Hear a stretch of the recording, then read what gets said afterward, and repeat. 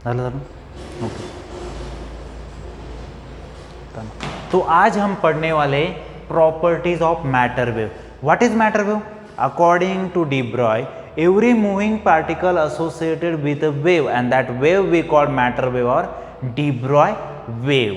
Okay, मतलब क्या होगा, ये चौक ये मूविंग है तो इसके साथ में एक वेव भी होगी। अकॉर्डिंग टू डी ब्रॉय ने कहा है यदि ये चौक मूविंग है तो इसके साथ में क्या होगी, एक वेव भी होगी और उसकी कुछ ना कुछ वेवलेंथ भी होगी। तो उस वेवलेंथ को हम कैसे फाइंड आउट करते हैं? Lambda is equal to H upon P, means P means momentum, means lambda is equal to H upon M V. Okay, तो हम मैटर वेव के आज क्या देखने वाले? प्रॉपर्टीज देखने वाले। तो फर्स्ट प्रॉपर्टीज क्या है? इफ दैट मूविंग पार्टिकल और matter is having constant mass. Okay, first property क्या है? If mass is constant.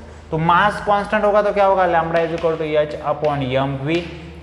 H constant है, मास भी कांस्टेंट होगा तो lambda is inversely proportional to velocity. मतलब जैसे वेलोसिटी इंक्रीज होगी वेवलेंथ क्या होगी? डिक्रीज होगी, या वेवलेंथ इंक्रीज हो गई तो वेलोसिटी क्या हो जाएगी? डिक्रीज हो गई, वाइस वर्सा। ओके, तो सेकंड प्रॉपर्टीज क्या है? If the velocity is constant, जो भी मूविंग पार्टिकल है यदि उसकी वेलोसिटी कांस्टेंट है तो उसकी वेवलेंथ किस पे डिपेंड होगी? मास पे डिपेंड होगी। Okay, lambda is equal to H upon M V. Velocity constant है, एच कांस्टेंट है, मतलब lambda is inversely proportional to mass. Okay, और वाइस वर्सा। थर्ड प्रॉपर्टी क्या है? क्या है थर्ड property? Particle at rest. Okay, de Broglie का स्टेटमेंट ही क्या है?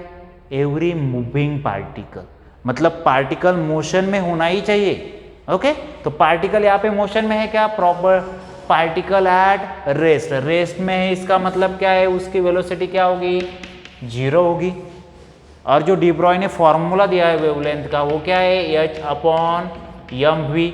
यहाँ पे वी यदि हमने जीरो पुट किया तो क्या होगा? Lambda is equal to H upon zero, mass into zero zero. Okay, और एच अपॉन जीरो इसका मतलब क्या है? इन्फिनिटी और डज नॉट एग्जिस्ट।